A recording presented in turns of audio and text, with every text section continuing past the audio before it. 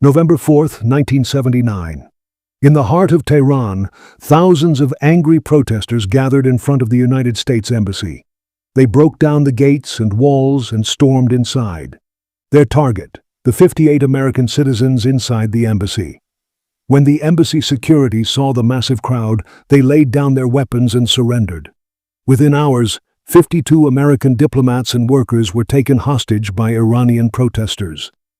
They had one demand: return the Shah of Iran, or prepare to see the dead faces of your people. Amid this chaos, a few American diplomats managed to escape through a secret door in the embassy. For days, they hid, changed locations, changed disguises, and kept moving to survive. Each passing day increased the risk of them getting caught. Getting them out of Iran alive was nothing less than a mission impossible, and this impossible mission was given to America's Central Intelligence Agency, CIA. It was then that a unique plan was created, a fake Hollywood movie shoot designed to smuggle out the diplomats. There were fake actors, fake scripts, and even fake posters printed. But this was not a real movie. It was a CIA rescue mission with the code name Argo. By November 1979, Iran was in the grip of intense political turmoil. Months earlier, in January 1979, Shah Mohammad Reza Pahlavi fled the country under public pressure. His long reign had been supported by America, but Iranians were tired of him. While the Shah lived a life of luxury, America had heavy influence over Iran's decisions and control over its oil, while Iranians grew poorer each day. In the eyes of the people, the Shah had become nothing more than an American puppet.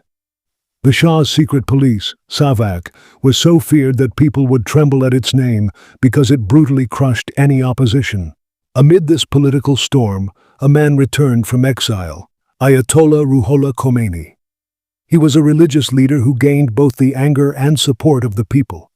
Khomeini led the Islamic Revolution, and within weeks, Iran transformed from a monarchy to an Islamic republic under Sharia law. This power shift triggered a massive wave of anti-Western sentiment. America was no longer seen as just an ally of the Shah, but as a corrupt Western power.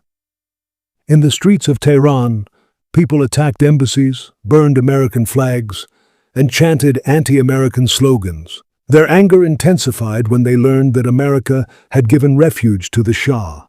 Their demand became clear: return the Shah to Iran. November 4, 1979. Thousands of protesters gathered outside the U.S. Embassy in Tehran. With chants and slogans, they scaled the walls and gates, breaking into the embassy. Faced with the massive crowd, the security guards surrendered. Eventually, 52 out of the 58 Americans inside were taken hostage. However, the protesters were unaware of a secret back door in the embassy that led directly to the street. During the attack, 6 American diplomats quietly slipped out through that door. They had no plan, no cover, and nowhere safe to go. They couldn't appear in public or use official channels, and returning to the embassy meant certain death. At that time, Tehran had turned into a prison for foreigners. In the first few hours, they tried to avoid the crowds and did not use phones. Their Western appearances made them easy to identify. One small mistake could cost them their lives. They approached several embassies for shelter, but everyone refused out of fear of Iranian revolutionaries. At this critical moment, Canadian Ambassador Ken Taylor stepped in to help. Despite the Canadian government advising against it, Ken Taylor took the responsibility and sheltered them in his safe house. For the next 3 months, these 6 American diplomats hid inside the Canadian ambassador's residence. Their presence was kept a strict secret. They avoided windows and did not dare to step outside. The 6 diplomats were Robert Anders, consular officer, Mark Lijek, vice consul, and his wife Cora Lijek, immigration department, Joseph Stafford, political officer, and his wife Kathleen Stafford, visa documentation, Lee Schatz, agricultural statistician. When the U.S. government learned about these 6 escapees, it decided to keep the information top secret. Making it public could have risked their lives and endangered the negotiations for the 52 hostages still inside. If the Iranian revolutionaries had found out, a massive manhunt would have begun. The mission to rescue them was given to CIA specialist Tony Mendez. Initially, the CIA considered several plans: using UN trucks, disguises as locals, or escape through another embassy. But all options were extremely risky. Then, Tony Mendez proposed a completely different plan: creating a fake Hollywood science fiction movie as a cover to extract them. Thus was born the fake movie project, Argo. They opened a real office in Hollywood, set it up like an actual production studio with furniture, scripts, phones, posters, and even staff to answer calls. They leaked news in the Hollywood media about the fake film project, with fake interviews and marketing materials. The movie's script specifically mentioned Middle Eastern locations, making Tehran an ideal cover. Each of the 6 diplomats was assigned a role: screenwriter, cinematographer, set designer, etc. They were provided with fake Canadian passports, business cards, production schedules, and glossy brochures. They were trained on how to behave confidently at borders, answer questions, and act like true film professionals.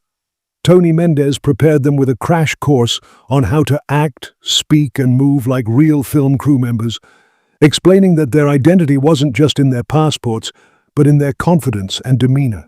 After weeks of preparation, Tony Mendez, under the identity of a Canadian film producer, arrived in Tehran in January 1980. He had all legal documents and a Canadian passport, and his cover was supported by news articles in the media. In Tehran, he first contacted Canadian Ambassador Ken Taylor and then met with the 6 diplomats. Inside the ambassador's residence, he detailed the plan, explaining how to behave at the airport, what to say, what to highlight, and what to avoid. They all knew that if the plan failed, not only would their lives be lost, but the ongoing negotiations for the 52 hostages could also be ruined, and the Canadian embassy would face danger. Finally, the day arrived when they had to face Iranian authorities at the Tehran airport. The team presented themselves as a film crew scouting locations for a sci-fi movie. They acted with relaxed confidence, speaking in light Canadian accented English. A potential issue arose. Their passports did not have Iranian entry stamps. However, due to the chaos after the revolution, missing stamps were not uncommon, and Tony Mendez knew that confidence was the key. At one checkpoint, a guard paused, looking at the art director title on a passport, while another examined a visa for a long time. But the cover story was so well prepared that no suspicion arose. The crew crossed the gate calmly and boarded the Swiss Air flight. As the plane took off, they held their emotions until Iranian airspace was cleared. Upon reaching Zurich, U.S. authorities quietly took them into custody and flew them back to America. There were no headlines, no public announcements. Everything remained top secret to protect the diplomats' safety and Canada's role. This story remained classified for 17 years until 1997, when the CIA finally declassified the documents, and Tony Mendez himself shared how a fake movie, a fake studio, and an impossible mission saved 6 lives. The 52 hostages who remained were finally released after 444 days on January 20, 1981, when Ronald Reagan took office as U.S. President. The Shah of Iran, whose presence in America had triggered the crisis, died of cancer on July 27, 1980, in America. The story of Argo, once buried in classified files, became a subject of interest for journalists, historians, and filmmakers worldwide. A movie was made about it, though many scenes were dramatized, and the CIA's role was highlighted heavily. In reality, without the help of Canadian Ambassador Ken Taylor, the mission would have been impossible. Ken Taylor was declared a national hero in Canada and honored with a gold medal by the United States. The media called the Argo mission the Canadian Caper. After this mission, the U.S. Embassy in Iran was never reopened, and Canada closed its embassy, recalling its diplomats. Dear viewers, we hope you enjoyed this detailed story on Truths Behind. Thank you for your love and comments. See you in our next exciting video.